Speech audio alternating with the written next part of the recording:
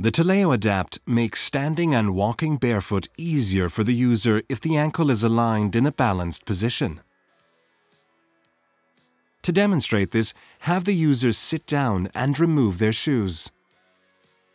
After standing up, the additional dorsiflexion range of motion will compensate for the barefoot situation to a certain extent.